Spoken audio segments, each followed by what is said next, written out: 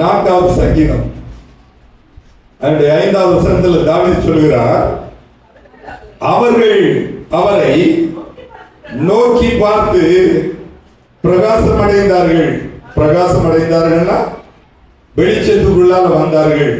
இந்த மாத பிரசங்கத்தின், இந்த வார பிரசங்கத்தின் தலைப்பு வெளிச்சத்தின் பிள்ளைகளாக இருங்கள். தேவன் ஆண்டவராக இயேசு இந்த உலகத்தில் எதுக்கு வந்தாருன்னு சொன்னா, வெளிச்சத்தை கொடுக்கும்படியாக வந்தார். நம்ம கூட எல்லாரும் இருட்டில் தான் இருந்தோம். ராஜாவாகிய தாவீது தான் வந்த அனுபவத்தை அவர் சொல்கிறார். அவர்கள் அவரை நோக்கி பார்த்து பிரகாசம் அடைந்தார்கள். அவர்கள் முகங்கள் வெட்கப்படவில்லை. இருட்டில் இருக்கிறது தான் வெட்கம், இருட்டில் இருக்கிறது அவமானம். இருட்டு எதை குறிக்கிறது? தரித்திரத்தை குறிக்கிறது, நிந்தையை குறிக்கிறது, சாத்தானுக்கு அடிமைத்தனத்தை குறிக்கிறது. நல்ல தீர்மானம் எடுக்க முடியாது. அப்படி தேவன் விரும்பாத எல்லா காரணம் இருந்துதாங்க. அதுல இருந்து நம்மளை மீட்க முடியாதுதான் ஆண்டவராகிய இயேசு இந்த உலகத்தில் வந்தார். நல்ல தீர்மானத்தை எடுக்கிறார் தாவீது. விசுவாச வார்த்தையை பேசுகிறார். கர்த்தர் ஒவ்வொரு மனுஷனுக்கு ஆசீர்வாதங்களை வைத்திருக்கிறார். நீங்களும் கூட அவரை நோக்கி பார்க்கணும். நம்ம வந்திருக்கிற எல்லாரும் ஒரே காரியத்தை நோக்கி பார்க்கிறது கிடையாது. சிலர் சுகத்துக்காக, ஆண்டவரை சில சுகத்துக்காக கேட்கிறாங்க. வைத்தியரா வராரு, வசதி வாய்ப்பு இல்லை, எனக்கு வசதி வாய்ப்பு தான் கொடுக்கிறாரு. சில சமாதானம் இல்லை, சமாதானம் கொடுக்கிறார். சில இந்த இருக்கிறாங்க, எங்களுக்கு ஒரு விடுதலை தாரம் கேட்கிறாங்க, கொடுக்கிறார். எல்லாம் கொடுக்கிறார். கொடுத்துக்கிட்டு என் பிள்ளை இன்னொரு இருக்கணும்னு ஆசைப்படுறார். நீங்கள் என்னிலும் என் வார்த்தை உங்களிலும் நிலைத்திருந்தால் நீங்கள் கேட்டுக்கொள்கிறது நம்ம நினைக்க கொடுக்கப்படும். நம்ம நினைக்கிறோம் எப்பவும் கடவுள் என் கூட இருக்கணும். நான் நம்ம இயேசு எப்பவும் என் கூட இருக்கணும், என்னை விட்டு போறவே விடாது. ஆனா நம்ம இருக்குமான்னு பார்க்கணும். அவர் போகல சார், நம்ம தான் போயிடுறோம், நம்ம இருட்டில் போயிடுறோம். அல்ல, இன்னைக்கு தேவனுடைய பிள்ளைகள் எல்லாம் நீங்க தீர்மானம் பண்ணணும். நீங்க தீர்மானம் பண்ணி நான் ஆண்டவரோடு இருப்பேன், அவர் எனக்கு வைத்திருக்கிற எல்லா ஆசீர்வாதங்களையும் வெளிச்சத்தை அனுபவிப்பேன் நினைத்தீங்கன்னு சொன்னா, இந்த உலகத்துல நீங்க பரலோகத்தின் வாழ்க்கை அனுபவிப்பீங்க. பக்தராகிய மோசே சீனாய் மலையில 40 நாட்கள் கர்த்தருடைய முகத்தை பார்த்து கொண்டே இருந்தார். கர்த்தருடைய முகத்தை பார்த்து கொண்டிருந்தபடியால் அவருடைய முகம் சூரியனை போல பிரகாசித்தது. அவருடைய முகத்தை பார்க்க ஜனங்களே பயப்பட்டாங்களாம். இவருடைய முகம் தேவதூதனின் முகத்தை போல இருந்தான். அப்படி நீங்க வச்சுக்கணும். உங்க முகத்தை எப்பவும் நீங்க ஸ்மைலா இருக்கணும், சந்தோஷமா இருக்கணும். ஆண்டவர் நம்ம பார்க்கிறாருங்க. சில நேரத்தில் எல்லாம் நம்ம கொடுக்கிறார், எல்லாம் வாங்கிட்டு கூட அவங்க முகத்திலிருந்து நம்ம முகத்தை மறைந்து போடுறோம். உங்க முகத்தை பிரகாசிக்க பண்ண ஆண்டவராக இயேசு கிறிஸ்துவால் மாத்திரம் தான் முடியும். ஒரு மனுஷன் பிரைட்டா இருந்தாதான் சந்தோஷமா இருக்கும். பிரைட்டா இருக்கான்னு வைங்க, ஒரு குறவும் இல்லை, எல்லாம் இருக்கு, சாப்பாடு இருக்கு, வசதி இருக்கு, வேலை இருக்கு, எல்லாம் இருக்கு, சுத்திட்டே இருப்பான். இல்லைன்னு வைங்க. ஏன் இல்லை? அவன் வைத்து தேவன் வைத்திருக்கு, அவனுக்கு எடுக்க முடியல. எல்லாம் நமக்கு வைத்திருக்கிறார், எல்லா சுதந்திரத்தையும் வைத்திருக்கிறார், எல்லா ஆசீர்வாதத்தையும் வைத்திருக்கிறார். அவர் நம்ம தான் எடுக்கணும். அவர் என்ன சொல்லி இருக்கிறார்? சாதாரணமான சில காரியங்களை நம்ம பார்க்கிறோம், உற்று பார்க்கிறோம், கவனித்து பார்க்கிறோம், ஆழமா பார்க்கிறோம். ஆனா சில காரியத்தில் ஆண்டவர் கண்ணுமா இருக்க சொல்றாரு, கவனித்து பாருங்கள். சில கஷ்டம் வருது இல்லையா, வேதனை வருது இல்லையா, பாரம் வருது இல்லையா, அதுல உட்காந்துடுறாங்க.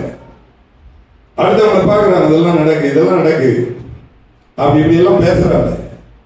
தமிழை வாழ்க்கையில் சொன்னதை கோட்டை விட்டுக்கிறாங்க. நீங்க பார்க்க வேண்டிய ஒரு தேவன் இயேசு மாத்திரம் தான்.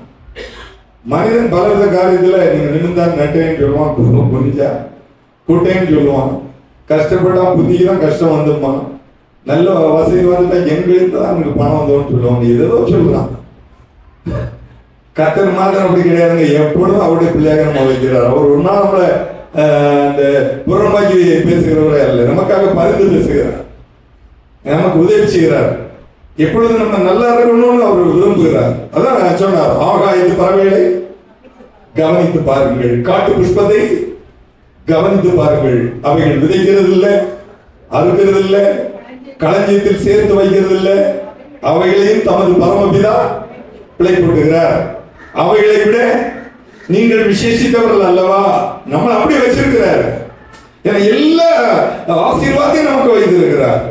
அப்ப நம்ம கவனித்து பார்க்கணும். யாரை கவனித்து பார்க்கணும்? ஆகாயத்து பறவைகளை காட்டு புஷ்பத்தை கவனிக்கிறத விட இயேசுவை பார்க்கணும். எபிரேயர்கள் நிருபம் 3வது அதிகாரம் அதனுடைய 1வது வசனத்தை படிங்க. இப்படி இருக்க பரம அழைப்புக்கு பங்குள்ளவர்களாகிய பரிசுத்த சகோதரரே, நாம் அறிக்கை பண்ணுகிற அப்போஸ்தலரும் பிரதான ஆசாரியருமா இருக்கிற கிறிஸ்து இயேசுவை கவனித்து பாருங்கள். ஒவ்வொருவருக்கும் ஒரு வாழ்க்கை தேவன் வைத்திருக்கிறார். கவனித்து பார்க்கணும். நீங்க சில ஆசீர்வாதங்கள் எல்லாம் எடுக்க பார்க்கிறீங்க. ஆசீர்வாதங்கள் எல்லாம் கர்த்தர் நமக்கு வைத்திருக்கிறார்.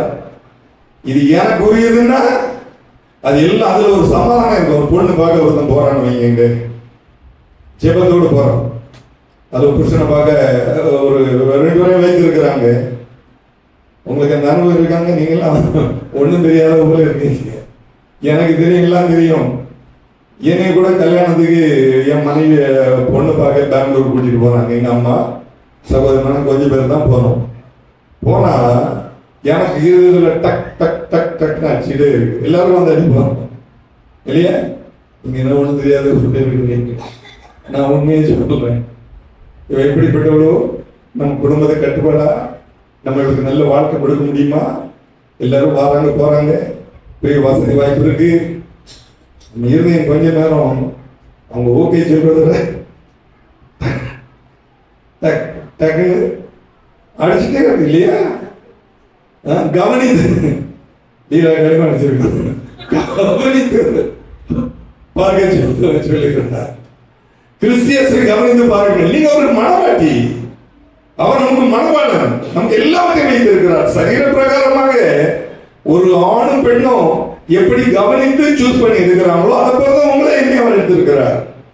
நம்ம தேவனுடைய பிள்ளைகள், நம்ம கவனிக்க வேண்டியவர் அவர் ஒருவர் தாங்க. நான் உதாரணத்துக்கு தான் அந்த காரியத்தை சொன்னேன்.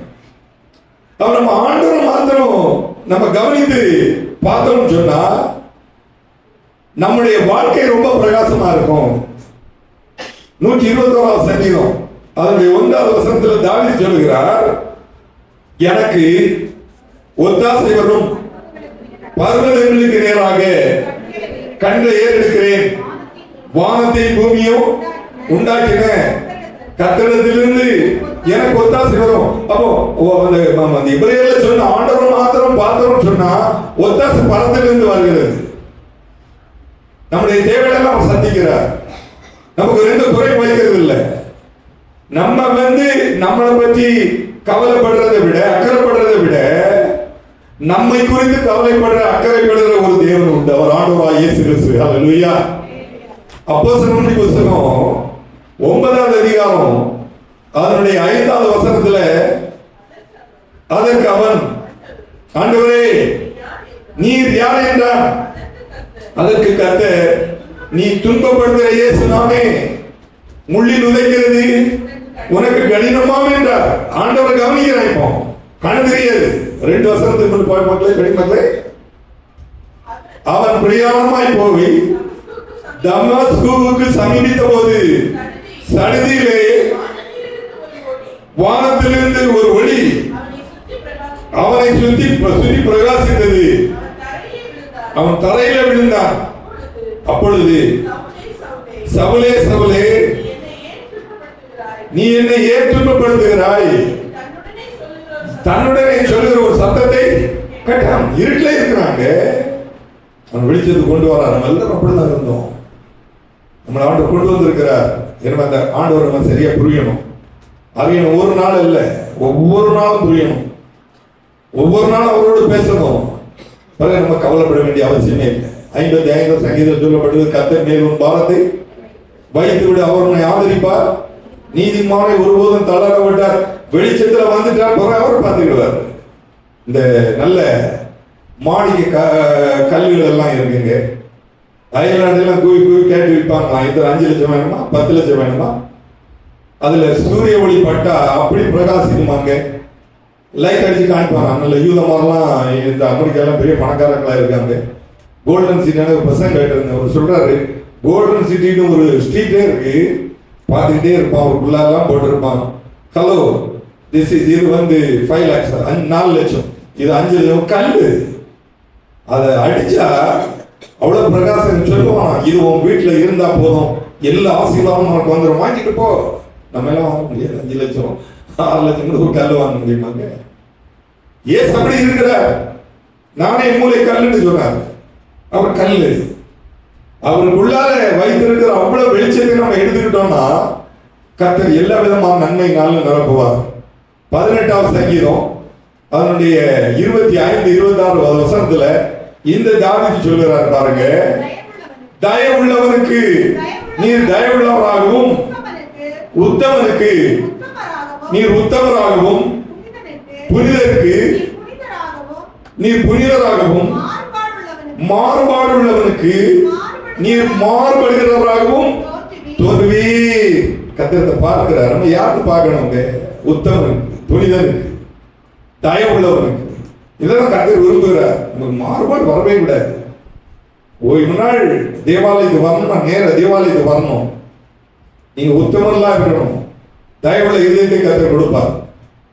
நம்ம மாறுபட்டுனா வெளிச்சம் நம்ம விட்டு போயிடும். ஏன்னா அவர் நேற்றும் இன்றும் என்றும் மாறாதவராக இருக்கிறார். ஆண்டவர் எனக்கு வெளிச்சமாக இருக்கிறார். இயேசு எனக்கு வேணும்னு சொன்னா கர்த்தர் எல்லா சூழ்நிலைகளும் உங்களை கைவிடவே மாட்டாரு. நீங்க யாராவது பாதிக்கப்பட்டிருந்தீங்கன்னு சொன்னா, ஒரு நெருக்கத்துல வந்திருந்தீங்கன்னு சொன்னா, இன்றைக்கு கர்த்தர் சொல்ல நான் வெளிச்சத்தின் பிள்ளையாகுவேன் என்று.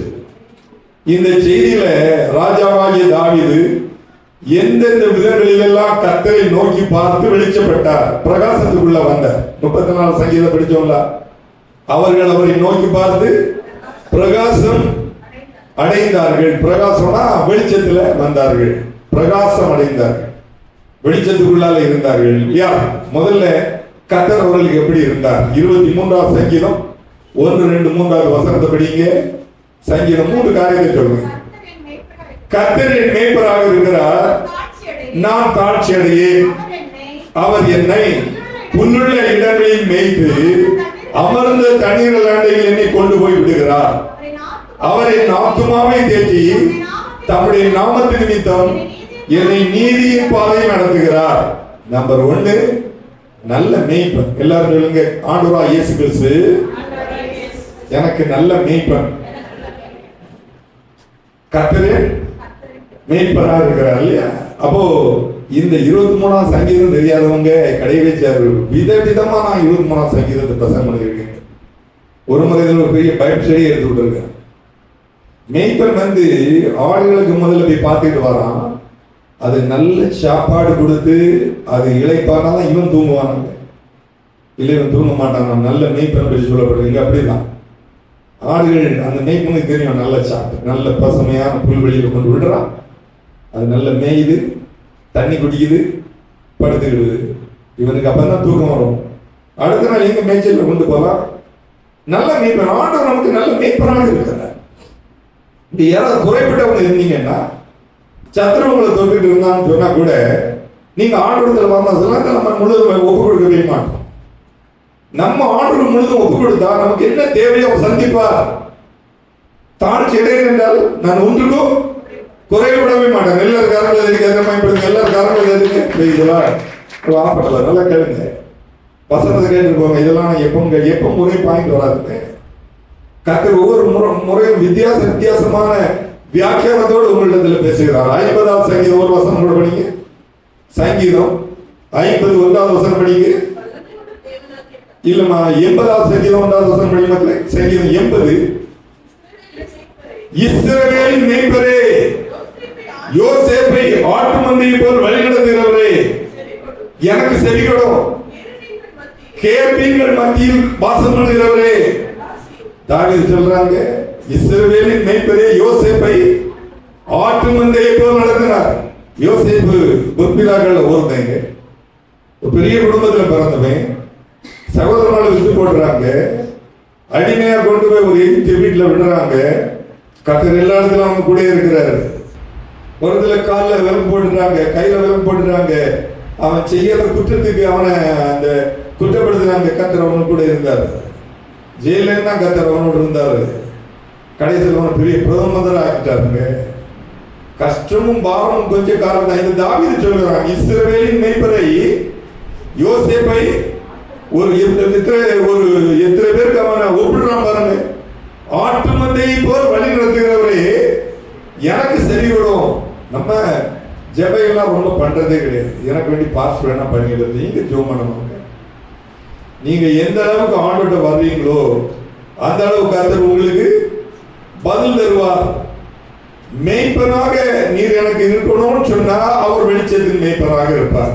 யோவான் சுவிசேஷம் 10வது அதிகாரம் அதனுடைய 11வது வசனத்துல ஆண்டு சொன்னார், நானே நல்ல மேய்ப்பன், நல்ல மேய்ப்பன் ஆடுகளுக்காக தன் ஜீவனை கொடுக்கிறார். நமக்கு நல்ல மேய்ப்பன் வருது. நீங்க எவ்வளவுதான் ஆண்டவரை பிடிச்சுக்கிட்டு இருட்டில் போனாலும் கர்த்தர் விடவே மாட்டார். சத்துருவங்களை கொண்டு போன்னு நினைச்சாலும் அவர் தடுத்து நிறுத்துவாருங்க. ஆண்டவருக்கு ஒப்பு கொடுக்கணும். பைபிள் சொல்லு, சத்துரு வெள்ளம் போல் வரும் பொழுது தேவன் அவனுக்கு விரோதமாக கொடியேற்றுவார். நமக்கு ஒரு தேவன் இருக்கிறாருங்க. ஆண்டவர் நிறைய தெரியல. நிறைய தேவனுடைய பிள்ளைகளுக்கு ஏசு யாருன்னு தெரியாது. ஏதோ நேரமாக போறோம், பிரசங்கத்தை கேட்கிறோம், சரி நம்ம காரியம் படிக்க முடியல.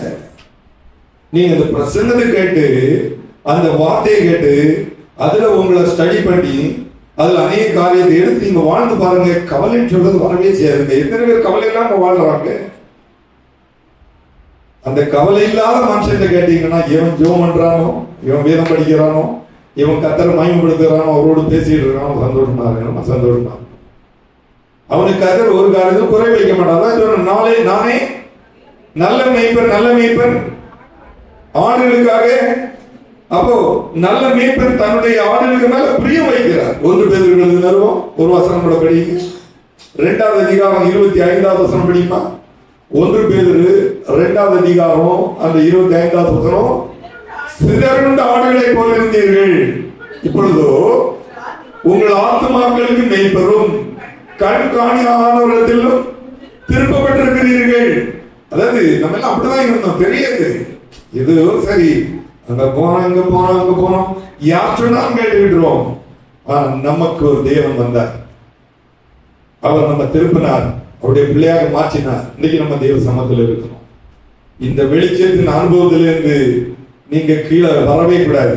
லூக்கா சுவிசேஷம் 15வது அதிகாரம் அதனுடைய 4, 5, 6வது வசனத்துல, உங்களில் ஒரு மனுஷன் 100 ஆடுகளை உடையவனாய் இருந்து அவைகளில் ஒன்று காணாமற் போனால் 99 ஆடுகளையும் வனாந்தரத்திலே விட்டு காணாமற் போன ஆட்டை கண்டுபிடிக்கும் அளவும் தெரியாதோ. ஒரு மேய்ப்பன் இருக்கான்னு, ஒரு ஆடு காணல, சத்தம் போட்டுட்டே வருமா. அந்த ஆட்டுக்கு ஒரு சத்தம் வச்சிருக்கிறோம். நீங்க இந்த செம்மறி ஆடெல்லாம் மேய்ச்சி கொண்டு போற பாருங்க, ஒரு காம்பு வச்சிருமா, அவனுக்கு சத்தத்தை கேட்டவங்க கரெக்டா கண்ட்ரோல் பண்ணுதுங்க. அதை போல ஆண்டு நம்மளை வைத்திருக்கிறான். நீங்க யாருக்கு இருக்கிறவங்களுக்கு எனக்கு கஷ்டம் இருக்கு, பாரம் இருக்கு, என்ன ஆண்டவர் கைவிட்டாரு, ஒரு நாள் கடைவீச்சு. நீங்க மாத்திரம் உண்மை ஆண்டவரே எனக்கு நல்ல மேய்ப்பன் அப்படின்னு ஆண்டவரை கேட்டீங்கன்னு சொன்னா கர்த்தர் எல்லா காரியத்திலும் உதவி செய்வார், நேர்த்தியா நடத்துவார், ஒரு குறை வைக்க மாட்டார். உங்களுக்கு என்ன தேவையோ அதெல்லாம் சந்திப்பார். நம்புங்க. நம்ம விசுவாசக்குள்ள ஒரு பிள்ளை சவுதியில ஒரு ஹாஸ்பிட்டல்ல வேலை பார்த்துட்டு அவர் 2-3 நாளைக்கு முன்னால் போன் பண்ணேன். அங்க என்னங்க இந்த ஹாஸ்பிட்டலுக்கு எனக்கு சம்பளம் போடல, சூர்யா 100 ரியால் தான் இருந்தது. நான் அதை எடுத்துக்கிட்டு நாங்கள் சில என் ஃப்ரெண்ட்ஸ் எல்லாம் சேர்ந்து கால் டாக்ஸியில் போனோம். நாங்கள் ஷேர் பண்ணிடுவோம் 10 ரியல் போகிறதுக்கு வர்றதுக்கு. நாங்கள் கடையில் கொண்டு விட்டாங்க. அங்கே போய் திங்ஸ் எல்லாம் வாங்கணும். என்கிட்ட இருக்குது 100 ரியல். நீங்கள் சொல்லியிருக்கிறீங்க நீங்கள் வெளியே போய் ஜோம் பண்ணிட்டு போனோம், உங்களுக்கு என்ன தேவையோ ஆண்டவர் தருவாருன்னு. அதுபோல் நான் அதை எதுக்கு போறீங்களோ அதுக்கு ஜோம் பண்ணேன். நான் ஜோம் பண்ணிட்டு போனேன், ஆண்டவரே எனக்கு ஒரு வாரத்துக்கு அப்புறம் சம்பளம் வந்துடும், எல்லா திங்ஸும் இந்த 100 ரியாலில் நான் வாங்கிப்பேன் அப்படி சொல்லிக்கிட்டு அதை எடுத்துகிட்டு போனேன். ஜோமண்டே போனேன். எனக்கு தேவையானதெல்லாம் நான் எடுத்துகிட்டு வந்தேன். எடுத்துகிட்டு வந்து பில்லிங் செக்ஷனில் அந்த பில் போடக்கூடிய இடத்துல கொண்டு வச்சுக்கிட்டு இருந்தேன். அவன் பில் போட்டு ஏம்மா உனக்கு 187 திரம் சாட்சிட்டுனா என்னிட்ட இருந்தது 100 ரியல். அதனால அதை எடுத்து நான் திங்ஸ் எல்லாம் பார்த்துக்கிட்டு முக்கியமானதை எடுத்துக்கிட்டு அவங்க அப்போ 87 ரியலுக்குள்ளதை எடுத்து நீ ஒதுக்கி வச்சிரு அப்படின்னு சொன்னான். நான் சரி என்ன செய்வோம், அரசியெல்லாம் இல்லை, அரசியல் இல்லாமல் என்ன பண்ணுவோம், முக்கியமானதெல்லாம் வாங்கிட்டு இது முக்கியம், நான் எடுத்ததெல்லாம் முக்கியமானது, அவ்வளோ எனக்கு வேணும். நான் ஆண்டவரே இவ்வளோ எனக்கு வேணும், சரி காசு பிள்ளைகிட்ட கேட்க முடியல, அவங்களுக்கு தேவையாக வச்சுருக்காங்க. வச்சுருந்தேன். ஒரு ஆள் டக்குன்னு வந்தார், 10 டே நின்னார். சொன்னார் ஏன் எடுத்து வைக்கான்னு கேட்டார்.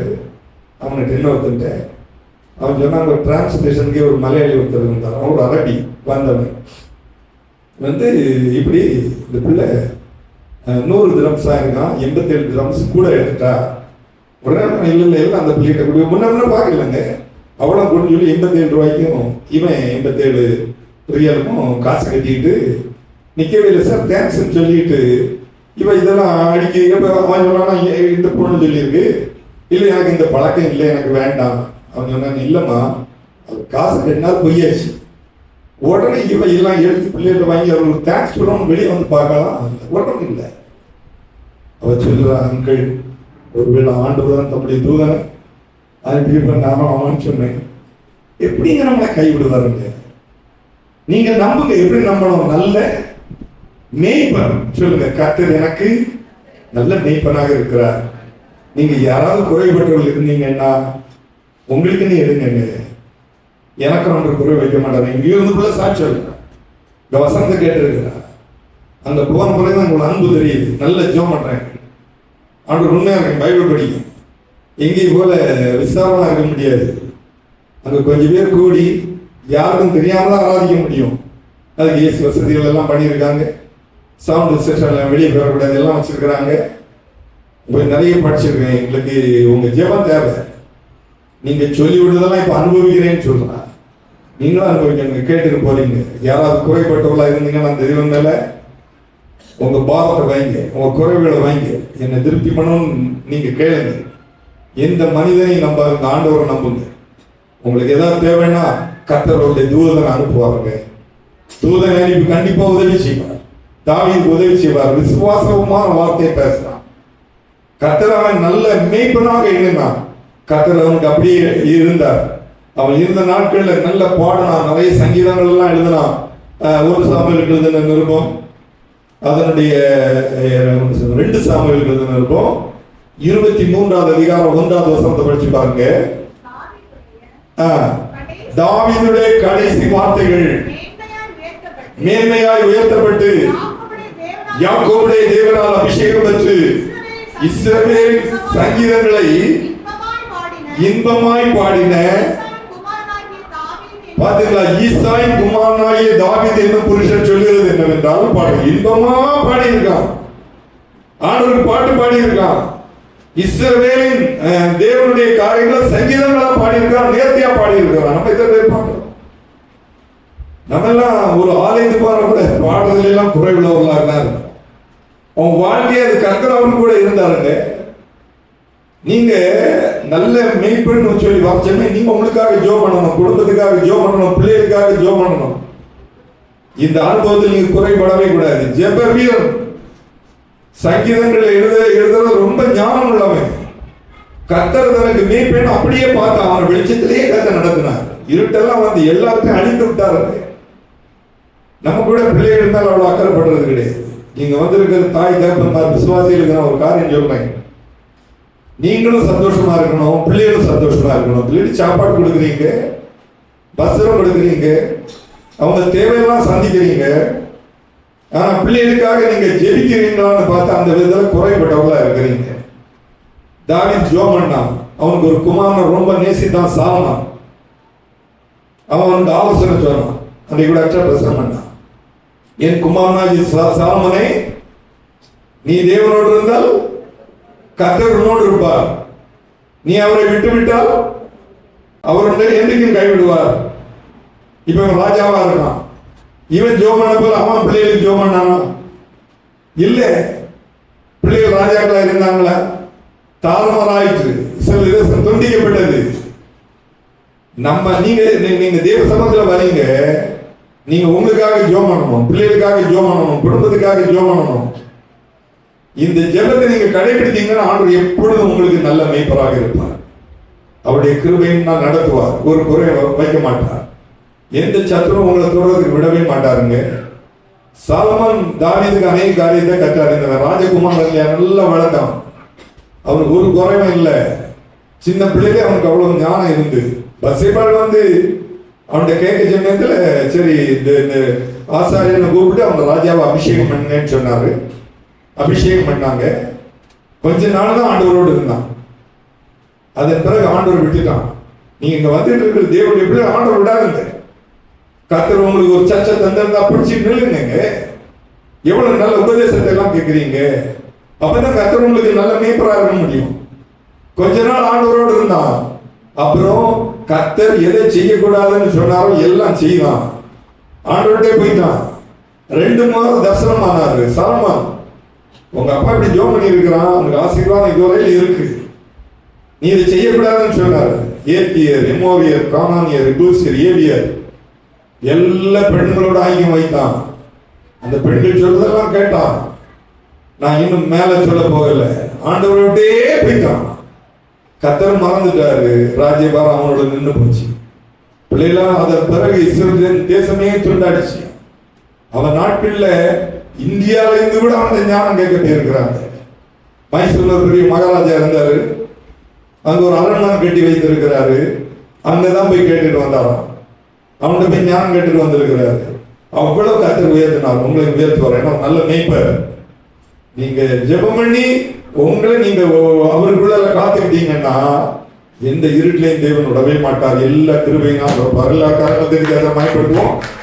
2வது 46வது சங்கீதம் அதனுடைய 7வது வசனத்தை படிங்க. முதல்ல நல்ல மேய்ப்பனாக இருக்கிறார், சேனைகளின் கர்த்தர் நம்மோடு இருக்கிறார், யாக்கோபின் தேவன் உயர்ந்த அடைக்கலமானவர். என்னமா சேலா, அதான் ரொம்ப முக்கியம். சேலானா நெல்லு. கொஞ்சம் கவனமா இருக்கு. 7வது வசனத்தில் என்ன சொல்லப்பட்டிருக்கிறது? சேனைகளின் கர்த்தர் நம்மோடு இருக்கிறார், நல்ல மேய்ப்பன். இப்ப சேனைகளின் கர்த்தரா இருக்கிறார். முதல் ஆண்டு யாரா இருந்தது? நல்ல மேய்ப்பன். அதுக்கு நிறைய விளக்கங்கள் எல்லாம் கேட்டிருக்கிறீங்க. உங்களுக்கு எனக்கு அப்படிதான் இருக்கிறார். 2வது அவன் சேனைகளின் கர்த்தராக இருக்கிறாரு. யாக்கோபின் தேவன் நமக்கு உயர்ந்த அடைக்கலமாக இருக்கிறார். இவனுக்கு வாழ்க்கையில கர்த்தர் எல்லா நன்மைகளையும் கொடுத்தார், எல்லா ஆசீர்வாதத்தையும் கொடுத்தார். நம்ம ஆண்டவருக்கு 1000 10,000 தூதர்கள் உண்டுங்க, லட்சம் தூதர்கள் உண்டுங்க. உங்களுக்கு நெருக்கடிகள் வரும் பொழுது, போராட்டங்கள் வரும் பொழுது, தோல்விகள் வரும் பொழுது அவர் வெளிச்சமாக இருப்பார். தோல்வியை சந்திக்க விடவே மாட்டார். ஆயிரக்கணக்கான சாட்சிகள் இருக்குங்க. இவனையும் சந்திக்க விடலைங்க. ஒரு பெரிய யுத்தம் வருது. மஞ்சு வாசல் போனான். கோலியாத்துக்கு கூட யுத்தம் நடக்கணும். இவனுக்கு அந்த அபியாசங்கள் எல்லாம் கிடையாது. தலை பாக வச்சாச்சு, கண்ணெல்லாம் மூடியாச்சு, கையில ஆயுதங்கள் கொடுத்தாச்சு. சகோதரா நீ நடந்து பாருன்னு சொன்னான். இவன் நடந்து பார்த்தான். இவன் சொன்ன இந்த அபியாசம் நமக்கு இல்லை, நான் இதை போட்டு போறேன்னா தோத்துருமே. அவன் சுயத்தெல்லாம் மறக்கிறாங்க. அவன் முழுவதும் சேனையின் கர்த்தர் என்னோடு இருக்கிறார். எல்லாரும் சொல்லுங்க, சேனையின் கர்த்தர் என்னோடு இருக்கிறார். அவர் மாத்திரம் நம்ம கூட இருந்தா தோல்வி வராது. ஒரு பெண்ணுக்கு தோல்வி வராது. புருஷன்மாரை பற்றி பயப்படுறாங்க, மனைவிமாரை பற்றி பயப்படுறாங்க, பிள்ளைகளை பற்றி பயப்படுறாங்க. சேனையின் கர்த்தர் நம்ம கூட இருந்தால் எல்லாருக்கும் அந்தந்த சூழ்நிலைகளை பாதுகாப்பு தருவார். அல்லேலூயா. அப்ப இவனுக்கும் பாதுகாப்பு தந்தார். யுத்தம் வந்துச்சு. இவன் சொல்றான் பாருங்க, 45 46வது வசனம் படிங்க. 1 சாமுவேல் 17வது அதிகாரம். என்னமா இன்றைய தினம் கர்த்தர் உன்னை என் கையில் ஒப்பு கொடுப்பார். நான் உன்னை கொண்டு உன் தலையை உன்னை விட்டு வாங்கி பெலிஸ்தருடைய பாளையத்தின் பிணங்களை இன்றைய தினம் ஆகாயத்து பறவைகளுக்கும் பூமியின் காட்டு மிருகங்களுக்கும் கொடுப்பேன். அதனால் இஸ்ரவேலின் தேவன் ஒருவர் உண்டு என்று பூலோகத்தில் எல்லாரும் அறிந்து கொள்வார்கள். அடுத்த வசனம் படமா, கர்த்தர் பட்டயத்தினாலும் ஈட்டினாலும் ரட்சிக்கிறவர் அல்ல என்று இந்த ஜனக்கூட்டம் எல்லாம் அறிந்து கொள்ளும். யுத்தம் கர்த்தருடையது, அவர் உங்களை எங்கள் கையில் ஒப்பு கொடுப்பார். ஒரு சின்ன பையன் 16 வயசு பையன் சொல்றாங்க. பெரிய முதிர்ந்தவங்க கூட இதை சொல்ல முடியாது. சேனைகளின் கர்த்தர் நம்மோடு இருக்கிறார். அவன் அதை தான் பார்த்தான். கர்த்தர் ஏன் கூட இருக்கிறார். இந்த கதை எல்லாருக்கும் தெரியும், அதனால தான் விளக்கம் சொல்லல. சகோதரமாரில பார்க்க யுத்தத்துக்கு தான் போறோம். ஆனா அங்க போனா கர்த்தர் முன் குறித்திருந்தார். அங்க கூட இவன் நிறுத்தினாரு. இவனுக்கு தெரியும் பட்டயத்தினாலும் ஈட்டினாலும் தேவன் ரட்சிக்கிறவர் அல்ல. வா பயங்கரமா பேசுவாங்க. எங்களுக்கு அவங்க இருக்காங்க, இவங்க இருக்காங்க, அவங்க இருக்கிறாங்க, நாங்க நினைச்சு இதை சாதிச்சுக்கணும், தூக்கி வெளியே போட்டுற முடியாதுங்க. கர்த்தர் மாத்திரம் நம்ம கூட இருக்க. உங்களுக்கு ஏதாவது பயம் இருந்ததுன்னா நான் தான் சொல்றேன், பயத்தை அப்படி ஸ்டார்ட் பண்ணுங்க, கர்த்தரை நம்புங்க. சரி ரீட் பண்ணா அங்க சொல்லி தான் போனான். அங்க அவங்க இந்த ஒரு இதில் வேலை பார்க்குறான். 2-3 வண்டிகளுக்கெல்லாம் இது பண்ணணும், நான் கொஞ்சம் இதெல்லாம் முடிஞ்சு போயிடுவேன் மாமான்னு. சரி, அவனை ஒரு வாரத்துக்கு முன்னால 2 வாரத்துக்கு முன்னாலேயோ ஒரு வண்டி வித்துருக்கான். அந்த ஒரு வண்டி ஷோரூம்ல வேலை பார்க்குறான். ஒரு ரொம்ப வசதி உள்ளவன், நல்ல இந்த பாலிடிக்ஸ் எல்லாம் பிடி உள்ளவன். ஒரு வண்டி வாங்கி இவன் தான் கொடுத்துருக்கான். ஏதோ வாக்குவாதம் வந்துச்சு. சொன்னா நான் போயிட்டு வரேன், வந்தவனை கொன்னே போடுவேன். அவன்கிட்ட நீங்க கேட்டு பாருங்க. அவன் சொன்னான், மாமா அவன் சொன்னா என்ன கொண்டு போடுவேன்னு சொன்னான். அவனுக்கு ஒருத்தரும் இல்லை இல்லையா, கேட்கறது கர்த்தர் தான். கொஞ்சம் பயந்துறான், பேசாம நின்றுருக்கான். ஏன்னா பெரிய பெரிய பாலிடிக்ஸ்ல எல்லாம் இருக்காங்க, இல்ல அரசியல்வாதிகள் இருக்காங்க, போலீஸ் ஸ்டேஷன் இருக்கு, கோர்ட்டு கேஸ் என்னெல்லாம் இருக்கு. எல்லாரையும் சொல்லி மிரட்டிட்டான். ஒரு பதிலுமே சொல்லல, சும்மா இருந்துட்டான். புதுக்காரு வாங்கிட்டு எங்க டூர் போயிருக்கான். நான் நிறைய கேட்கல, இங்க போயிருக்கான். ஆக்சிடென்ட் ஆகி ஸ்பாட் ஆகிட்டு வண்டி, புது வண்டி தாறுமாறா போச்சு. அந்த ஓனர் கூப்பிட்டான்.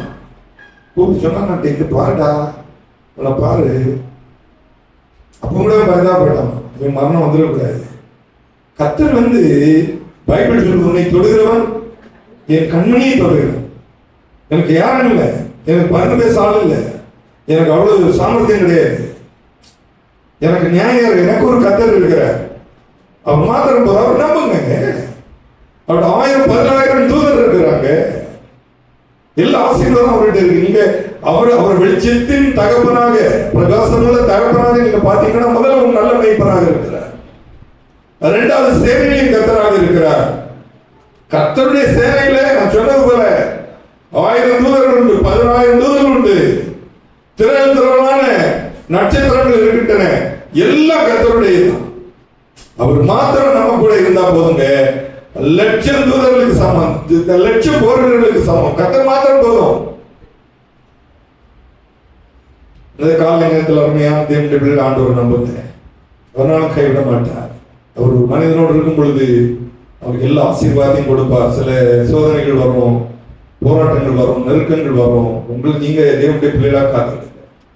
ஆபிரகாமுக்கு குழந்தை இல்லை, அதுக்கு சரித்திரத்தெல்லாம் படிச்சுட்டு வந்தேன். 100 வயசு, எல்லாம் நம்பிக்கையெல்லாம் போயிருக்கும். இந்த வயசான காலத்துல ஒரு பிள்ளை பிறந்தா தெரியுமா, அவ்வளோ அன்பா கவனிப்பாங்க. சில பிள்ளைகளுக்கு 15 வருஷம் 20 வருஷம் கேப் விட்டு கூட குழந்தை பிறகு சொல்லி அண்ணன் ஆண்டு தந்த கிஃப்ட்னு சொல்லுவாங்க. தெரியும், நீங்க தனிமை கேட நான் சொல்லி தரேன். 70 வயசுல ஒருத்தர் கல்யாணம் பண்ணாரு, 2 குழந்தை பிறந்தாருக்கு முன்னால ஓப்பன் ஹார்ட் சர்ஜரி டக்குன்னு ஆயிட்டாரு. நல்ல ஸ்ட்ராங் ஆயிட்டாரு. நான் என்னாச்சுன்னு கேட்டேன்.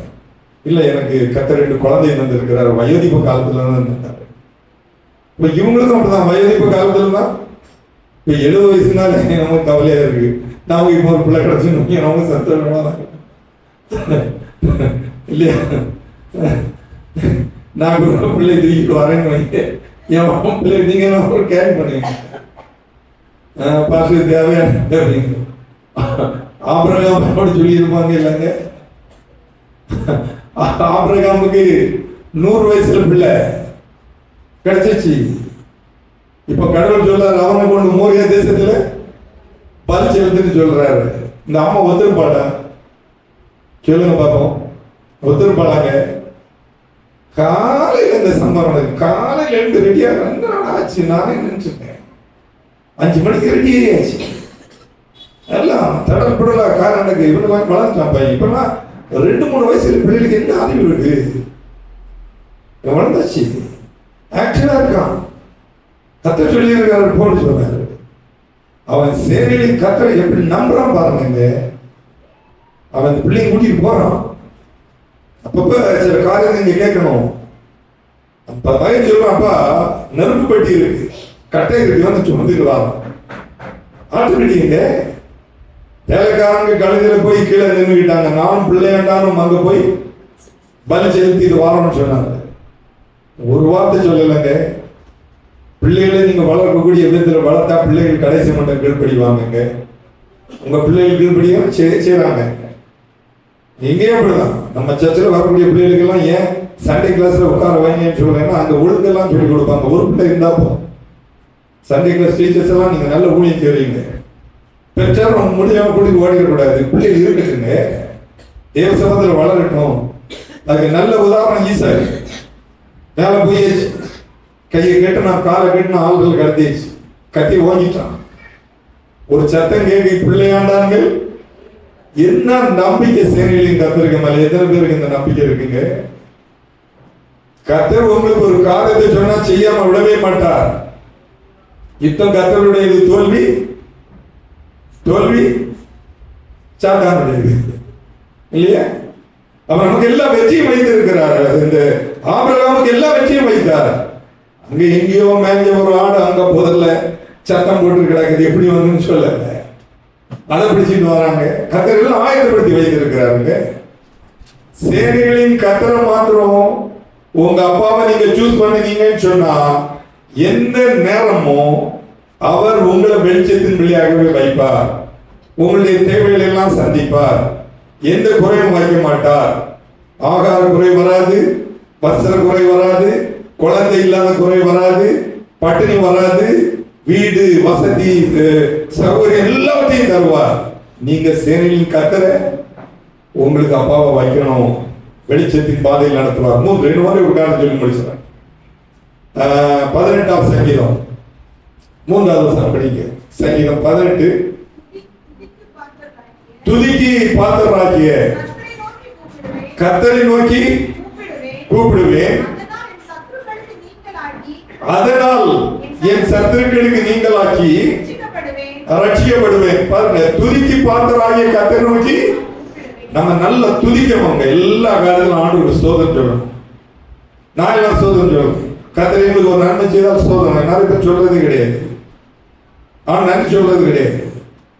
பாடும்போது கூட அவர் துதிக்கிற விஷயத்தை நம்ம குறைபட்டவர்களா இருக்கணும். இவர் சொல்றாரு, துதிக்கு பாத்திரராகிய கர்த்தரை நோக்கி கூப்பிடுவேன். எத்தனை பேர் கூப்பிடுறீங்க? ஏன்னா இருட்டிலேருந்து ஆண்டு உங்களை வெளிச்சத்தில் வைத்திருக்கிறார். நல்ல மேய்ப்பராக இருக்கிறார், சேனையின் கர்த்தராக இருக்கிறார், துதிக்கு பாத்திரராக இருக்கிறார். எல்லா நன்மையை தான் துதிக்க முடியுங்க. மகிழ்ச்சியா இருக்கிறவன் சங்கீதம் பாட கிடவன், மகிழ்ச்சி இல்லாமல் பாடிட மாட்டான். அதையே யோசிச்சுட்டு இருப்பான், எனக்கு எல்லாம் போச்சு, பட்டினி கிடக்கணும். கிரியை ஒன்னா இருக்கும், பேச்சு ஒன்னா இருக்கும். இருதயத்தின் நிறைய நாள் வாய் பேசணும். வாயிலிருந்து இல்லைன்னு சொல்லி நம்ம சபையில் வரக்கூடிய யாரும் வரவே கூடாது. எல்லாம் வைத்திருக்கிறார். பட்டினி இருக்க என்ன செய்வேன், சார் என்ன செய்வேன், எல்லா ஆண்டும் வச்சிருக்கிறாரு. நான் இங்க சாட்சி தான், நீங்க ரொம்ப சந்தோஷப்படுங்க, ரொம்ப சந்தோஷப்படுவீங்க. சில நேரத்தில் துக்கப்பட்டிருக்கோம், நாங்களே துக்கப்பட்டிருக்கோம். சில நேரங்களெல்லாம் அனுப்பியிருக்கோம். அந்த நேரத்தில் கூட ஆண்டு எங்களை விடவே இல்லை. எனக்கு ஒரு நாள் கத்தர் ஒரு குறையும் வைக்கலங்க. இதுவரையில் எனக்கு நல்ல தகப்பனாக இருந்திருக்கிறார். எல்லா ஆசீர்வாதையும் கொடுத்திருக்காரு. நான் கத்தரை துதிக்கணுமா வேண்டாமா? உங்களுக்கும் அப்படிதாங்க. உனக்கு தான் என்ன கொடுத்தாரு, என்னன்னா என்ன விசேஷமா இல்லை.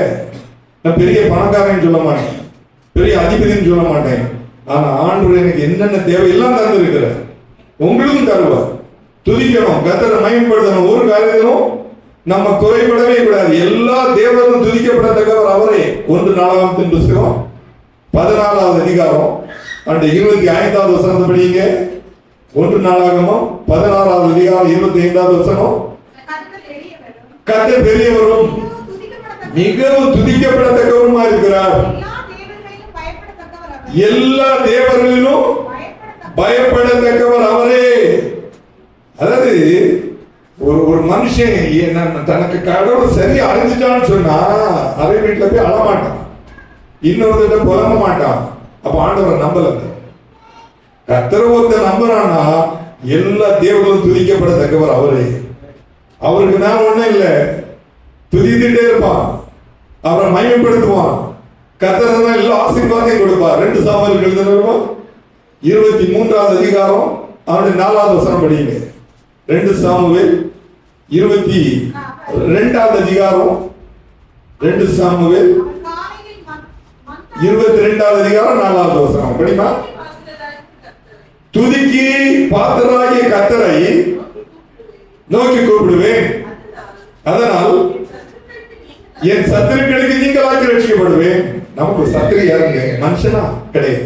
நம்ம சத்துரு யாரு தெரியுமா? சாத்தான். அவன் தான் வீணான எண்ணங்களை கொண்டு வரான், குழப்பத்தை கொண்டு வரான், சந்தேகங்களை கொண்டு வரான். துதிக்கு பாத்திர நோய்க்கு கூப்பிடுறது விட மாட்டான். நீங்க ஜோமணி பாருங்க, நீங்க நல்ல ஜோமணி நீங்கன்னா எல்லா ஆசீர்வாதமும் கிடைக்கும். சத்துரு தொடர்ந்து விட மாட்டாருங்க. அவர் சொல்றதை நான் உங்களுக்கு சொல்லிட்டு இன்னொரு வருஷம் படிங்க. 50வது சங்கீதம் 15வது வருஷத்தை படிங்க. சங்கீதம் 50:15 படிங்க. ஆபத்து காலத்தில் என்னை நோக்கி கூப்பிடு, நான் உன்னை விடுவிப்பேன், நீ என்னை மகிமைப்படுத்துவாய். அப்போ துதிக்கணும். ஆபத்து வந்துட்டு சும்மா ஆபத்து ஆபத்து ஆபத்து எனக்கு வந்துட்டு எனக்கு மாத்திரம் வந்துட்டு அதுக்கு ஒரு பிரயோஜனம் இல்லை. அவர் நோக்கி கூட எனக்கு ஒரு ஆபத்து வந்துருக்கு மாதிரி கேஸ் இருக்கு, கோர்ட் இருக்கு, போலீஸ் ஸ்டேஷன் இருக்கு, இங்கெல்லாம் இருக்கு.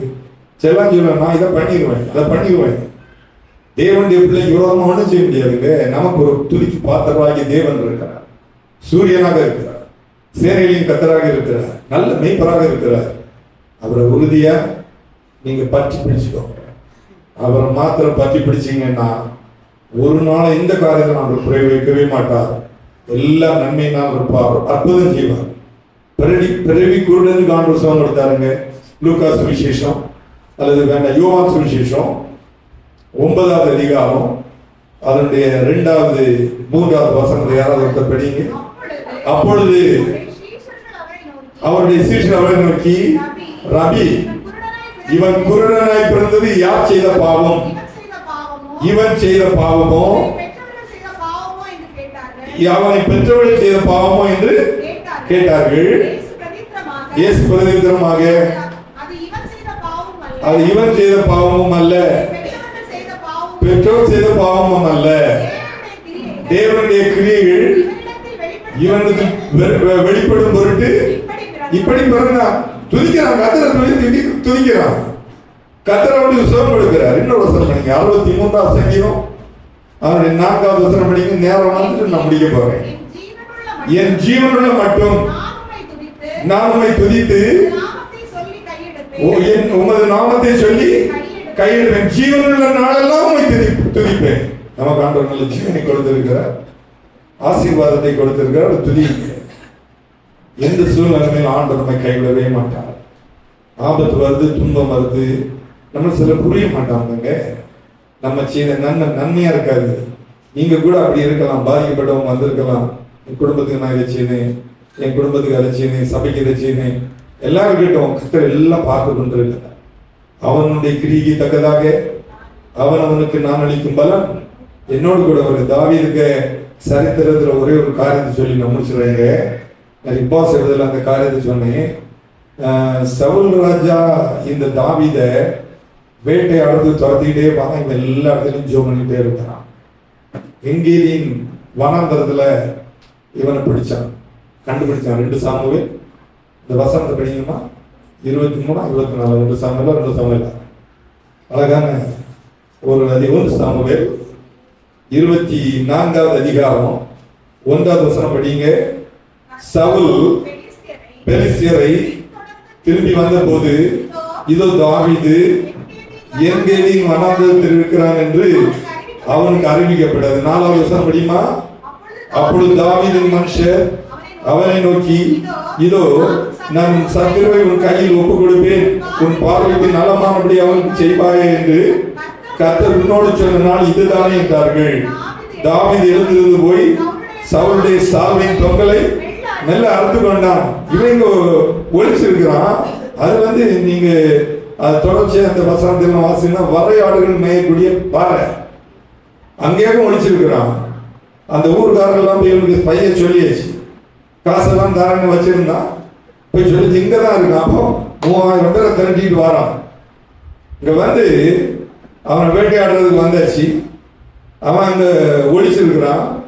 அவனுக்கு இந்த அங்கவசரம் சொல்லுவாங்கல்ல, சால்வை, அந்த சால்வையை போட்டுட்டு கால கடனை முடிக்கிறதுக்கு போறான். இப்ப இவங்க எல்லாம் ஒழிச்சுதான் இருக்கிறாங்க.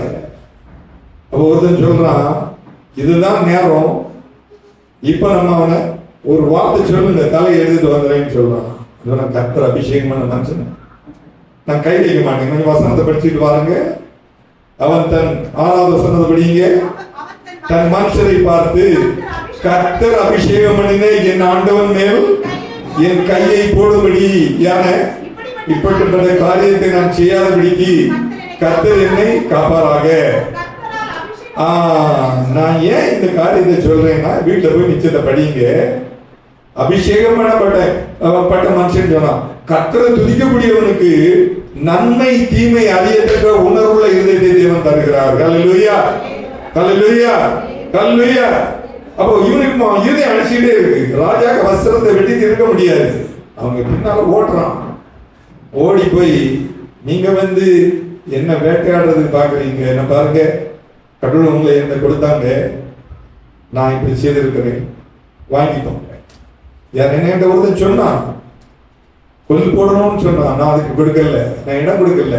ஏன்னா துதித்துட்டு இருக்கான். நீங்க துதித்துட்டு இருந்தீங்கன்னா நன்மை எது தீமை எது உணர்வுள்ள எதுக்கு கர்த்தர் உங்களுக்கு தருவார். கர்த்தரை துதிங்க, சேலின் கர்த்தரை அப்பாவை பாருங்க, நல்ல நீப்பராக ஏற்றுக்கொள்ளுங்க அப்படின்னு ஒவ்வொரு நாளும் கர்த்தர் வெளிச்சத்தின் பாதையில் நடத்தி இந்த உலகத்துல எல்லா ஆசீர்வாதத்தினாலும் உங்களை நிரப்புவார். நீங்கள் எல்லாரும் வெளிச்சத்தின் பிள்ளைகளாக இருங்கள் என்று சொல்லி நான் என் வார்த்தை முடிக்கிறேன். கர்த்தர் இந்த வார்த்தைகளை ஆசீர்வதிப்பாராக. நாங்கள் நல்ல